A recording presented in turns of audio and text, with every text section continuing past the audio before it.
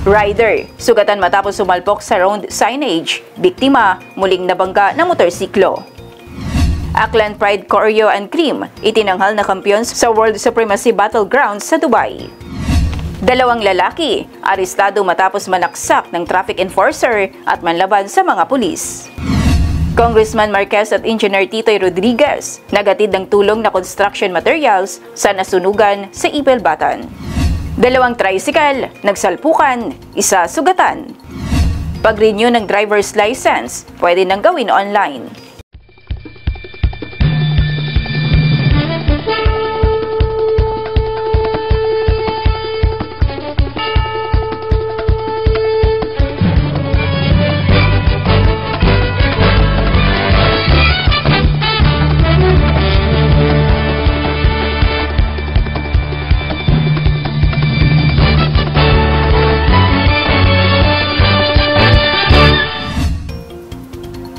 Magandang hapon, Probinsya ng Aklan. Sa mga Kalibok-Cable subscribers at mga Aklanon sa buong mundo, ito ang Kalibok-Cable News. Sabay tayong napapanood sa Kalibok-Cable TV Community Channel Facebook page at Community Channels 124. Narito mabalitang aming nakalap ngayong araw, July 14, 2025. Sugatan ng rider matapos na sumalpok sa road signage at habang naghihintay ng rescue responders ay muling binangga ang biktima ng lasing na motorista. Conscious siguro.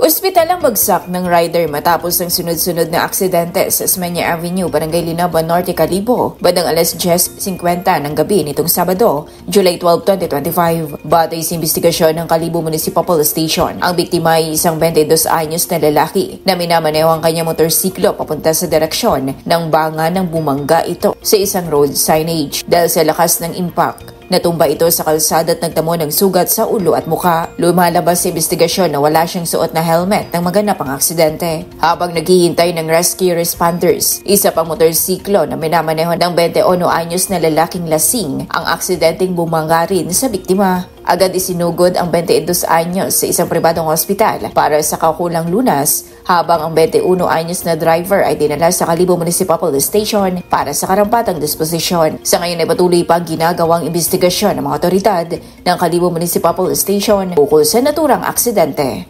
Era G. Briones, Kalibok-Cable News.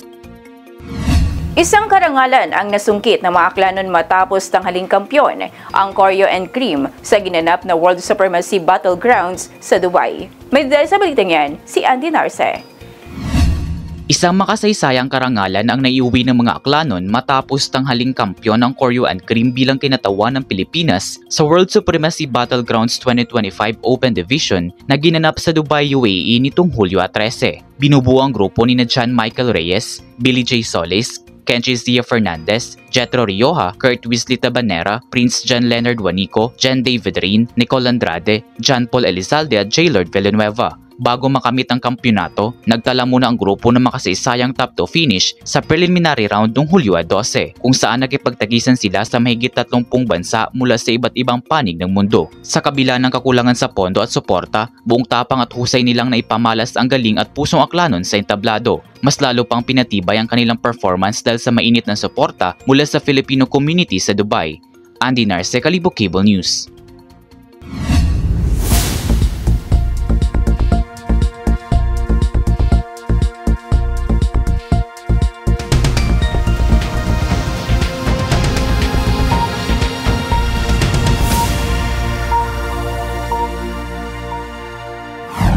Timbog ang dalawang lalaki matapos na manaksak ng traffic enforcer at manlaban sa mga pulis sa Calibo.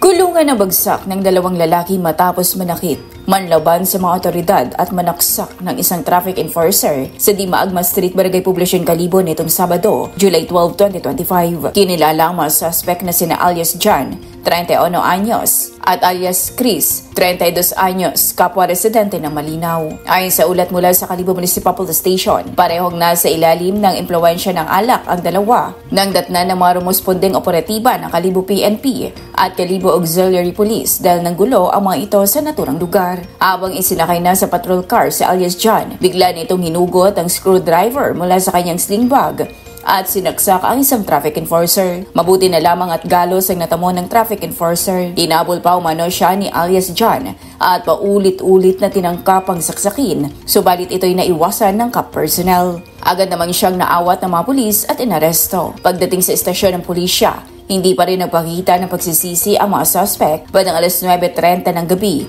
muling nanuntok si alias John at tinamaan sa mukha ang isang pulis. Kasulukuyang nakakulong ang dalawa habang inihahanda ang mga kasong isasampa sa kanila. Energy Brianes, Kalibo Cable News. Nagbigay ng tulong si Congressman Marquez at Engineer Rodriguez ng mga construction material para sa biktima ng nasunugan sa Barangay Ipil, Batan. Madidahil sa balitang yan, si Nika Bautista.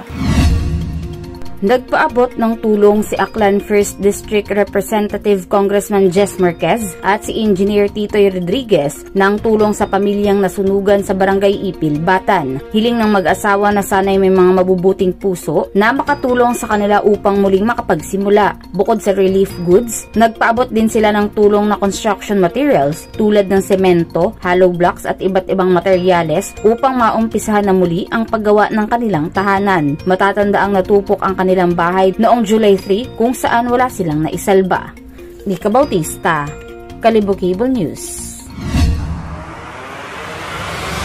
Ang Isla ng Panay, isa sa mga pinakamagagandang isla ng Pilipinas. Sagana sa likas na yaman, puno ng kwento at kasaysayan at mga tanawing di malilimutan. Pero hindi lang yan, marami pa. Ako si Peach Ledesma. Samahan niyo ako sa paghahanap ng mga pocket-friendly, pang-bucket list at spot-on destinations. At sabay-sabay tayong mamangha sa masigla, mayaman at makulay na kultura ng Isla ng Panay. Tuklasin ang Panay, isang biyahe, isang kwento at a time. Dito sa Panay Explorer. Panay Explorer. Mapapanood sa Kalibo Cable Channel 1 at 24, sa Kalibo Cable TV affiliated cable company sa buong Panay Island at Bohol, at sa Kalibo Cable TV Community Channel sa Facebook at YouTube.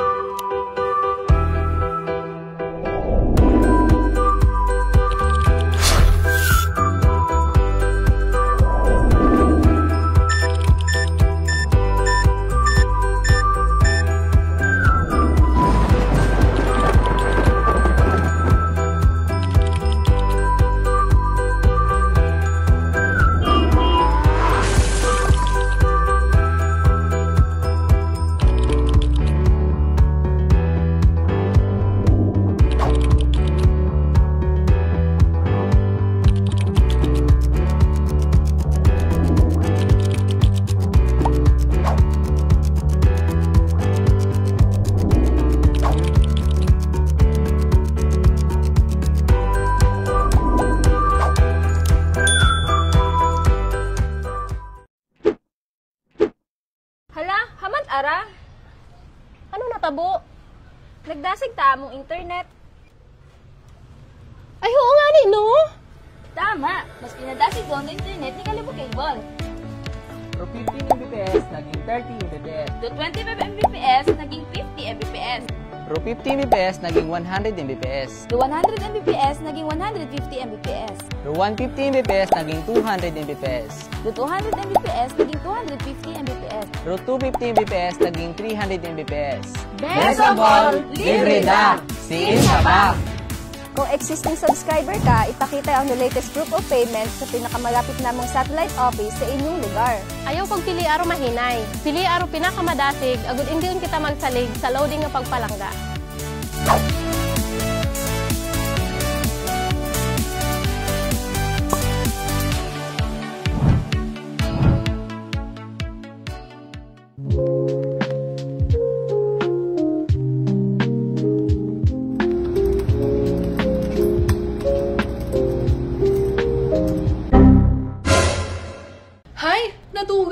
araw internet? Oh no! May deadline pa ako hinagahay. Katagamad Hindi nakagawa ng research dahil nawala ng internet. Magkalibo-cable na kasi.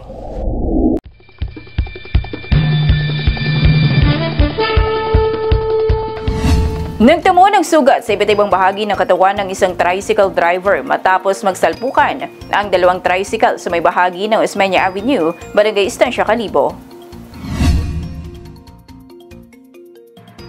Sugatan ng isang tricycle driver matapos magsalpukan ang dalawang tricycle sa Osmeña Avenue, Barangay Estancia, Calibo, bandang alas 8:06 ng gabi nitong Sabado, July 12, 2025. Batay sa investigasyon ng Calibo Municipal Police Station, sangkot sa aksidente ang isang Honda TMX tricycle na minamaneho ng 27 anyos na lalaki pansamantalang naninirahan sa Barangay Tinigaw, Calibo, sa kanya-kanyang asawa at kapatid. Ang isa pang sangkot sa aksidente ay Rusi Tricycle na minamaneho naman ng 28 anyos na lalaki at residente ng Barangay Andagaw, Calibo. Habang binabaybay ng dalawang tricycle ang Osmeña Avenue patungong poblasyon, ay doon na nangyari ang salpukan. Lumalabas sa investigasyon na nasa ilalim ng impluwensya ng alak ang 28 anyos na driver nang maganap ang aksidente. Nagdamo ng sugat sa iba't ibang bahagi ng katawan ang 27 anyos na tricycle driver. Agad silang isinugod na mga tauhan ng BFA Calibo sa Aklan Provincial Hospital para sa kaukulang lunas. Dinala naman sa Calibo Municipal Police Station ang parehong tricycle para sa dokumentasyon at patuloy na investigasyon sa aksidente. G. Brianes, Calibo Cable News. Maaari nang gawin online ang pag-renew ng driver's license sa pamamagitan ng aplikasyon na maaaring i-download sa smartphone. May dahil sa balitang yan, si Nika Batista. Inilunsad ng Department of Transportation, Land Transportation Office at Department of Information and Communications Technology ang Online Driver's License Renewal System nitong July 10, 2025. Sinabi ni Transportation Secretary Vince Dizon na bahagi ito ng digitalization effort ng gobyerno para gawing mas accessible at mas madali ang mga transaksyon para sa publiko. Kahit umano ang mga medical examination at pagbabayad ay maaaring gawin online. Kailangan lang i-download at i-install sa smartphone ang eGov.ph app na available sa App Store at sa Google Play. Upang makuha naman ang card, maaaring piliin ng mga aplikante na kunin ito sa kanilang gustong LTO branch o ipahatid ito sa pamamagitan ng courier. Ayon sa LTO, maaaring tumagal ng hanggang 3 araw ang paghahatid kung door-to-door delivery. Nika Bautista, Calibo Cable News.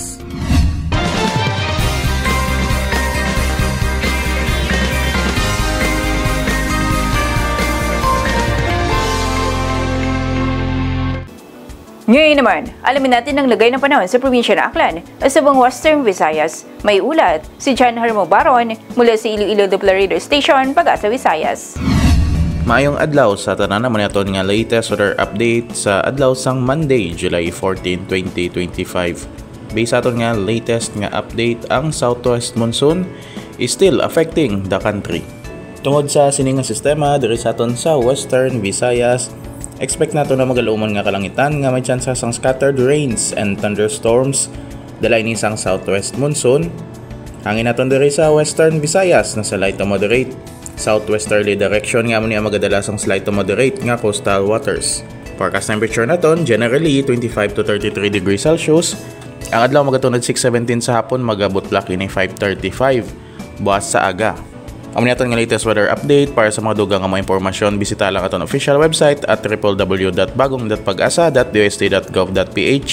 Pati natin mga official social media accounts. Halin diri sa Iloilo Doppler Radio Station, Pag-asa, Visayas, DOST. Ako si John Hermo Baron. Madam Ogid nga salamat.